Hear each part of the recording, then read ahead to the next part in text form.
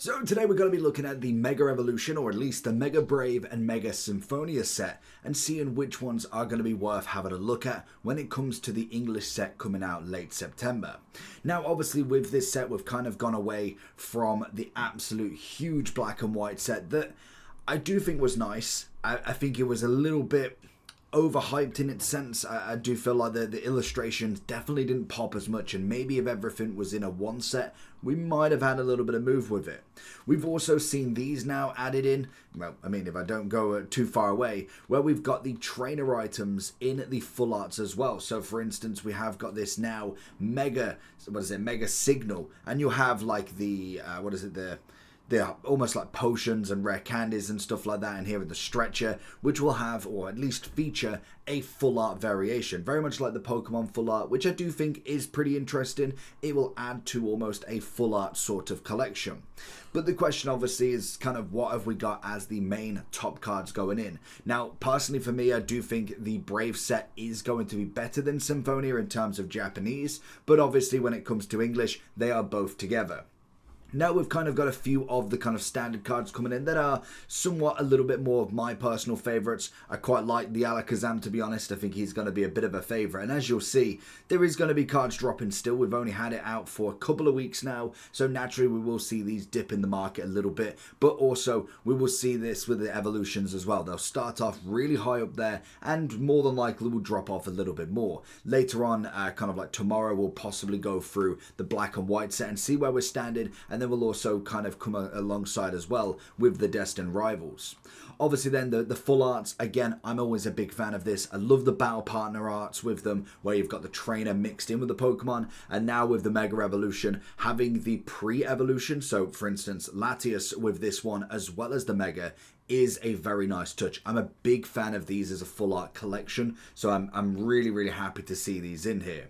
We then obviously have Gardevoir coming in as well. These coming in at around about $20 at the moment. I can see these really dipping down. Like, they are very nice as the first of their set, but naturally we're going to see a lot of these. We've already seen the Japanese Charizard, which was yesterday's video, coming in a full art. That's going to be interesting in itself as well, but it's always interesting to see. We also have a few of the SARs when it comes to the kind of different Pokemon trainers as well. Again, some of these will be more fan favorites. There is definitely one that you can imagine in this set that will come in as a mega fan favorite across the list. We've got 26 coming down from about 40. Again, these will come down quite a considerable amount. But this is where we get to with the proper Pokemon SARs, the Megas. This is where we want to see the Mega Charizard. We can't wait to see the Mega Ray. It's going to be a fantastic artwork, to say the least. These are going to be the high collectors. This is going to be the value. And to be honest, Kangaskhan, I can imagine, will be relatively affordable. We're coming in at the moment at 57. Whether that drops a considerable amount more. I know we had, for instance, in Journey Together, the Volcanion EX SAR that was just so low. Like, out of the gate, 3 weeks in, it was like 20 quid. That is crazy for an SCR that had a really nice design. I'm a big fan of this card personally. I think the colours will pop. I love the artwork on it. I just think it's a wonderful card. It's simple, but it's got a nice pop to it as well. So that one for me will be one that I'll be watching really dipping down, as I will see it as kind of the... It's just not the favourite Mega Evolution, is it really? When you're going up against... I mean, Gardevoir, I suppose, has a cult following, but when you're going up against a Venusaur and also a Lucario, you're not really going to take too much of them away. You've also got the SAR of the Mega Latias, very much like the Moltres to some extent with the kind of the artwork going forward. I don't even know if it was the same artist, in fact, but it's not my favourite. I think this could be better. I do like you've got the Skyline, and maybe in actual kind of physical copy, it might look that little bit better. I think if it doesn't have an incredible shine, this could be a very overrated card in my opinion. It's not really grabbing my attention massively. So as much as we obviously not got any price for it at the moment, we're looking at what, 70 by the looks of it in terms of the price. So again, another interesting one, but this one specifically for me doesn't really hold much weight for me anyway.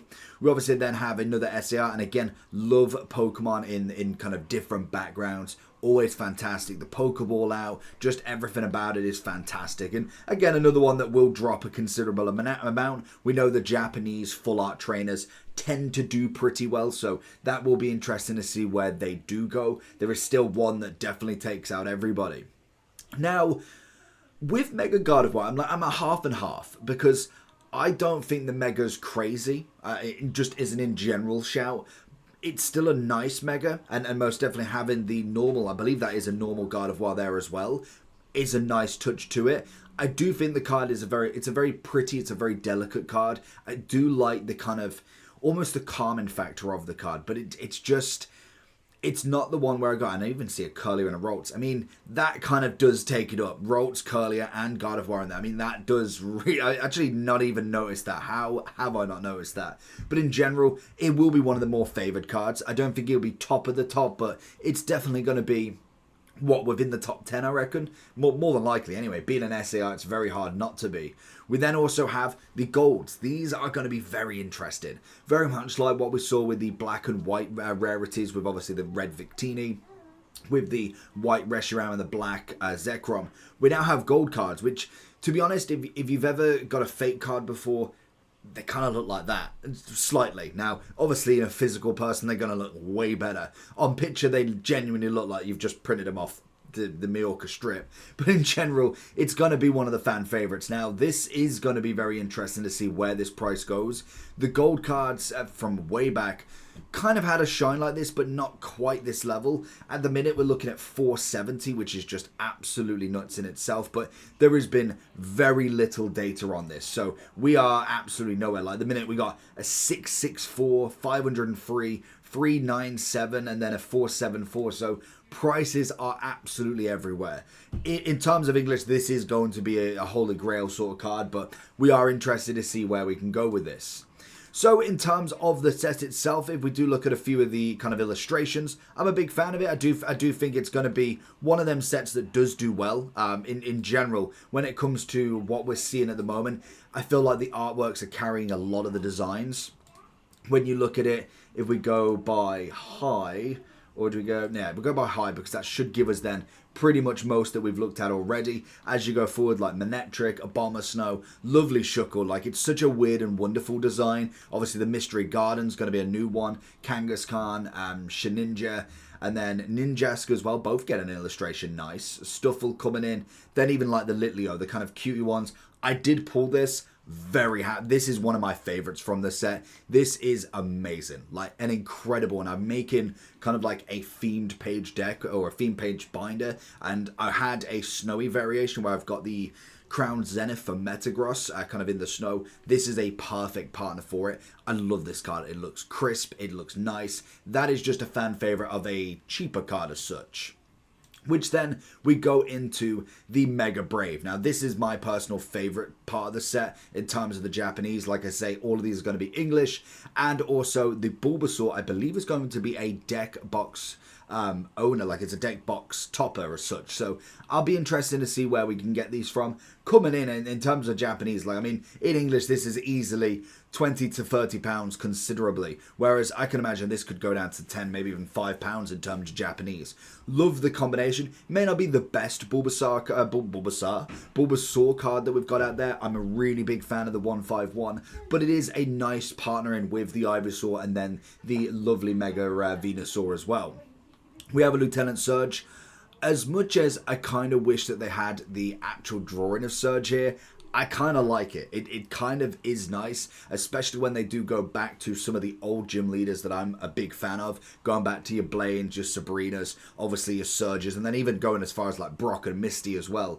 I'm a big fan of it. So it's a decent design. It has actually gone up in value technically, which I think is going to be the interesting one, that it hits the nostalgic oldies, but then it keeps kind of going with the new kind of variation of illustrations as well. Big fan of that. We then have a few of the obvious kind of Mega Lucario, Mega Venusaur full arts. Again, big fan of these. These are going to be an interesting one to see. They will go down. Whenever we go to any of the full arts, they just tend to go down in general. Like you look at any set, they're never the kind of top in any shape or form. Sometimes you can get it, like obviously if you do have like a main Pokemon, a Mega Mewtwo for instance, or Charizard, Venusaur, they might hold a little bit of value, but realistically they do hit a very weak floor at that point anyway. So always interesting to see them. Obviously the variations of having the Mega and the normal, like I've said, I'm a big fan of.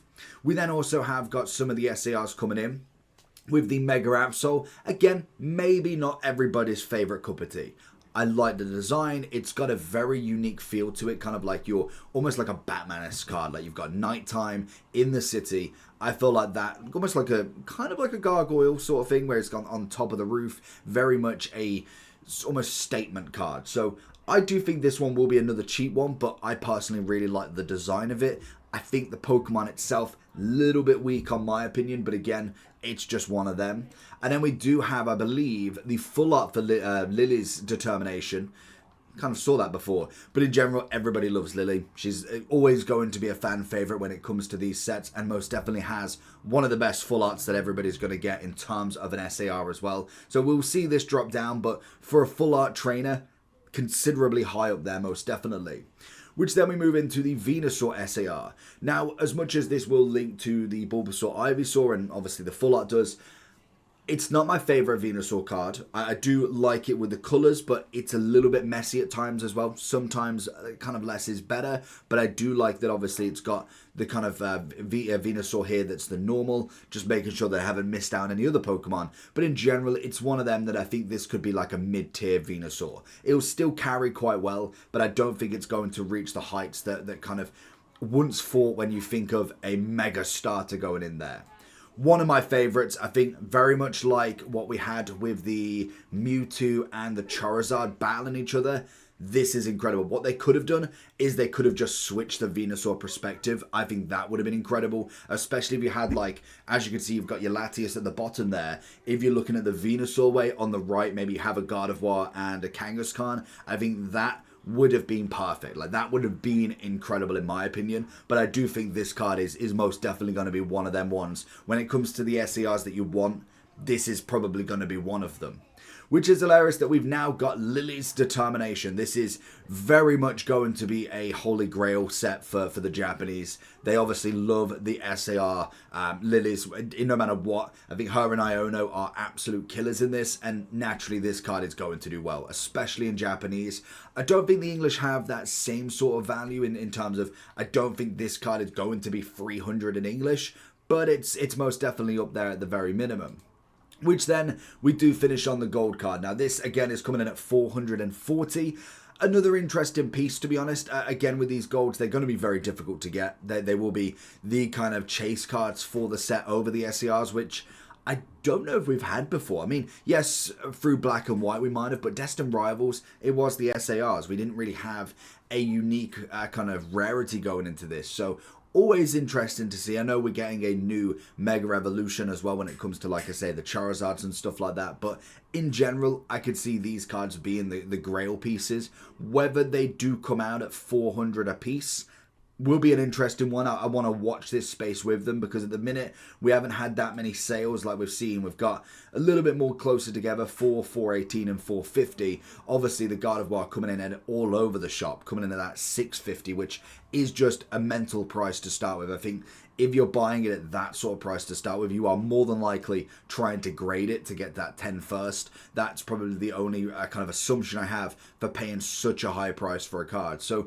in general, again, this set is going to be wonderful. There is a lot of good cards out there, let alone then going for the illustrations. Again, the Japanese is going to come in probably a lot cheaper, but then even if you look at something like the Vulpix, very much like the kind of the Delibird, another absolute stunning artwork. Beautiful, it's majestic in there, and it is going to be fantastic. So I'm a big fan, and I really like this Steelix card. You know, Coop's going to absolutely love it. It looks monstrous. So I'm a big fan of this set. I do think the prices are going to be very interesting, and we'll kind of watch this space and we'll see what Black and White's doing next. Peace.